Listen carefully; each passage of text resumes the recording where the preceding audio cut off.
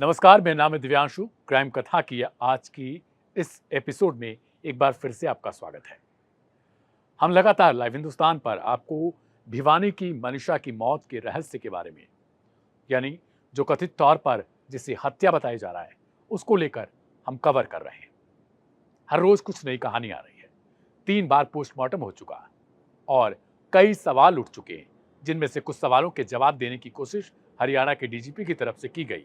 लेकिन जब जवाब उनकी तरफ से दिया गया तो उस जवाब के बाद भी बहुत सारे सवाल खड़े हो गए। सवाल ये खड़ा हुआ कि पोस्टमार्टम नंबर 1, पोस्टमार्टम नंबर 2, यानी जो लोकल अस्पताल में जब पोस्टमार्टम हुआ तो उसमें जो चीजें निकलकर सामने आई थी, उनमें सबसे पहले मैं आपको बता देता हूं कि पोस्टमार्टम 1 और 2 में विरोधाभास देखने को मिला। सबसे पहली वाली पोस्टमार्टम रिपोर्ट में बताया गया कि आंखें थी ही नहीं, जबकि नंबर 2 वाली जो पोस्टमार्टम रिपोर्ट थी उसमें निकल कर आया कि आंखों के जो थोड़े बहुत अंग है जैसे कॉर्निया वगैरह, ये सब धंसे हुए थे। सवाल ये उठता है कि पहले वाली रिपोर्ट में जब आंखें थी ही नहीं तो दूसरी वाली रिपोर्ट में आंखों के होने की संभावना या फिर उनके होने का जिक्र कैसे हो गया। पहले वाली रिपोर्ट में बताया जाता है कि जो कुछ अंग है अंदर के वो गायब हैं, जबकि दूसरे वाले में बताया जाता है कि वो अंग हैं। 3 बार सोचिए पोस्टमार्टम हो चुका है। कितनी बार उस शव के टुकड़े किए गए होंगे, उन शव के अंगों को निकाला गया होगा, उनके जो अंदर के पार्ट रहे होंगे, फेफड़े, लीवर वगैरह, मतलब XYZ, उन चीजों को बाहर किया गया होगा, उनकी जांच की गई होगी और वापस से उनको डाल के फिर से सिला गया होगा। सोचिए, उस बच्ची के साथ न सिर्फ पहले जो दावा किया जा रहा है कि जीवित रहने के दौरान क्या हुआ, और फिर मरने के दौरान उसके लाश के साथ भी ऐसी बर्बरता हो रही है। आप इसे बर्बरता ही कह सकते हैं कि जिस पुलिस पर यह भरोसा कि वो ढूंढने का काम करेगी, वो ये कहकर निकाल देती है कि जाओ कहीं गई होगी, पिकनिक मनाने गई होगी। ये जो पुलिस वाले अगर सुन रहे होंगे ना, तो उन सबके लिए भी एक सबक है। आप अपनी बेटी के लिए ऐसा नहीं कह सकते हो। मैं बार बार कह रहा हूं, मत करिए ऐसा। अगर आपने खाकी वर्दी पहन रखी है तो आपसे अगर नहीं हो सकता तो रिजाइन दे दो।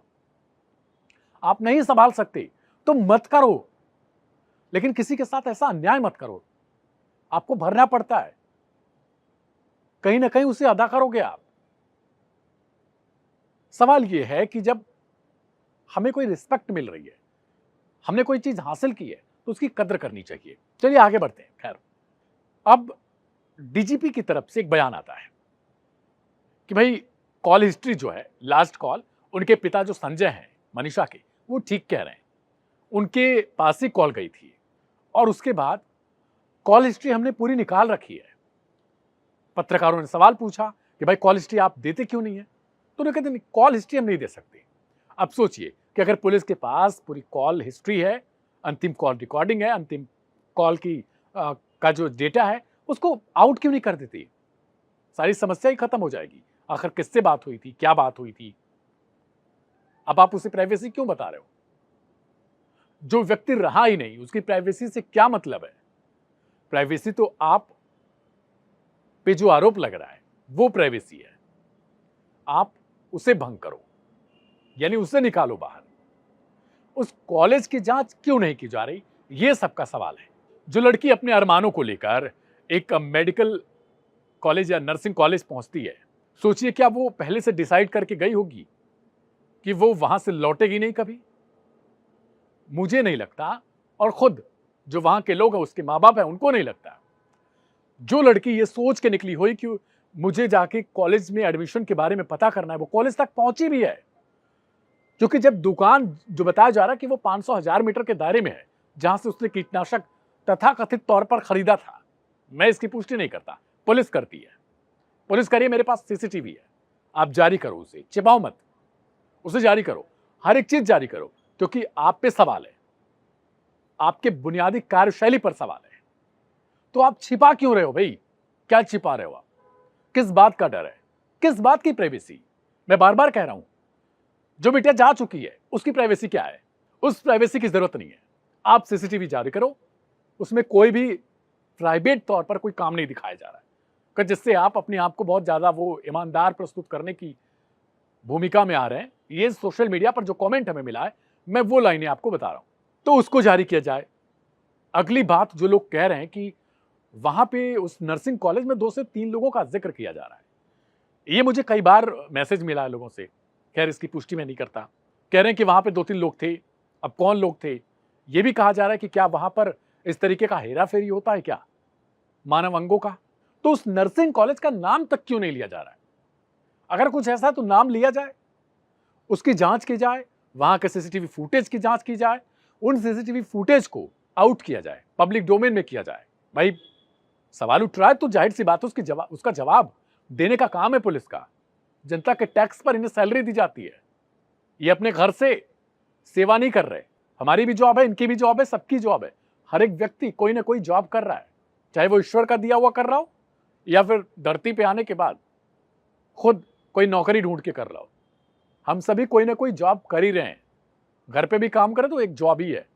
लेकिन अब आप इस तरीके से तलवार नहीं चला सकते किसी दूसरे के कंधे पे रख के कि नहीं, हम इसके कारण नहीं दिखा पा रहे, लास्ट कॉल हम नहीं देंगे।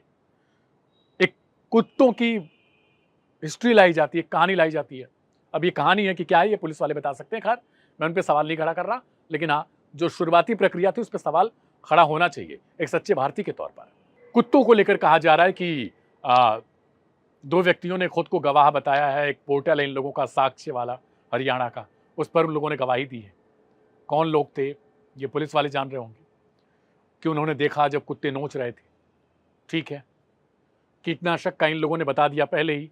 अब उसी केस में खुद पुलिस वाले पूछे जा रहे हैं, इन पे सवाल खड़े हो रहे हैं। कीटनाशक खाए हुए व्यक्ति को कैसे कुत्ता खा सकता है, ये भी नहीं पता। दूसरी बात, पोस्टमार्टम रिपोर्ट में, पहली जो पोस्टमार्टम रिपोर्ट थी, उसमें यह तक नहीं कहा गया कि जहर खाने के कारण झाग क्यों नहीं आया। सबको पता है कि अगर विष जहर ही होता है, वो कीटनाशक, पेस्टिसाइड कोई पिएगा ना तो मुंह से झाग निकलेगा। वो अंदर जाके जो केमिकल है वो कहीं ना कहीं रिएक्शन करता है। तो जाहिर सी बात है कि वो विष, किसी को सांप भी काट लेगा, कुछ भी करेगा, तो विष अपने आप में झाग बन के निकलता है मुंह से, नाक से, आंख से, कहीं से तो कुछ होता, लेकिन उसका जिक्र तक नहीं है। तो अगर कीटनाशक, भाई साइंटिफिक जिस चीज की बात डीजीपी कर रहे हैं, जिसकी बात पुलिस कर रही है कि साइंटिफिक साक्ष्य, तो वो साइंटिफिक डेटा वो कहां है? झाग क्यों नहीं निकला? क्या इस बार केमिकल रिएक्शन हुआ ही नहीं और व्यक्ति चला गया?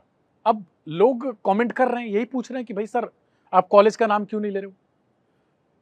अब हम कैसे कॉलेज को करें? अब तो बार बार पूछ रहे हैं। लाइव हिंदुस्तान पर लगातार इस बात को पूछा जा रहा है। आपने हमारी बहुत सारी रिपोर्ट देखी होंगी। हमारी बस यही मांग है, कॉलेज अगर निर्दोष है तो उस पर दोष क्यों मढ़ा जा रहा है? अगर दोष मढ़ा जा रहा है तो कोई ना कोई भूमिका जरूर है, और भूमिका नहीं है तो उसका सीसीटीवी दिखाया जाए। हमें कोई जरूरत नहीं है किसी दूसरे पर आक्षेप लगाएं। किसकी दिलचस्पी है? कौन फ्री में, मुफ्त में बैठा हुआ है कि किसी पर भी आरोप थोपे जाए? आज के समय में कोर्ट के फैसले तक को सवालों के निशान उस पर भी छोड़ दिए जाते हैं। ऐसे में पुलिस को हम कोर्ट नहीं समझ सकते कि पुलिस न्यायालय है, जो फैसला दे देगी हम मान लेंगे। पुलिस ने जांच बंद कर दिया, सीबीआई को केस ट्रांसफर करने की जो कार्यवाही है वो जारी है। अब सीबीआई किस तरीके से जांच करेगी, कितने साल लगाएगी, और क्या सीबीआई की जांच में कुछ पुलिस वाले भी फंसेंगे? क्या उस कॉलेज का सीसीटीवी लिया जाएगा? क्या उस कॉलेज पर, अगर वहां का सीसीटीवी जैसा बोला गया कई मीडिया रिपोर्ट्स में कि काम नहीं कर रहा है, तो क्या उस पर एक्शन होगा या नहीं? क्या केवल गरीबों के लिए कानून बनाया गया है या फिर अमीरों के लिए भी कुछ होता है इस देश में? ये सवाल है क्राइम कथा की आज के इस एपिसोड को यही अंत करेंगे हम, यही समापन होगा। लेकिन आप सबसे गुजारिश है कि आप लोग वीडियो देखते हो लेकिन सब्सक्राइब नहीं करते हो चैनल को।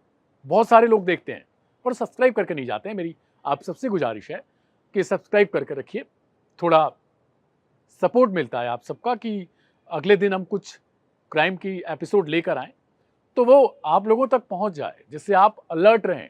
देश में क्या चल रहा है, क्या छिपाया जा रहा है, किस तरीके से कानून काम कर रहा है, न्यायालय काम कर रहा है, या हम क्या कर रहे हैं, लोग क्या कर रहे हैं, वो सब कुछ आपको क्राइम कथा की एपिसोड्स में लगातार मिलेगा। आपकी क्या प्रतिक्रिया है, क्या कमेंट है, क्या आप उस लोकेलिटी से बिलोंग करते हैं, वो भी आप बताइएगा। मिलेंगे इस सोमवार को फिर एक नई कहानी के साथ। तब तक के लिए शुक्रिया, नमस्कार।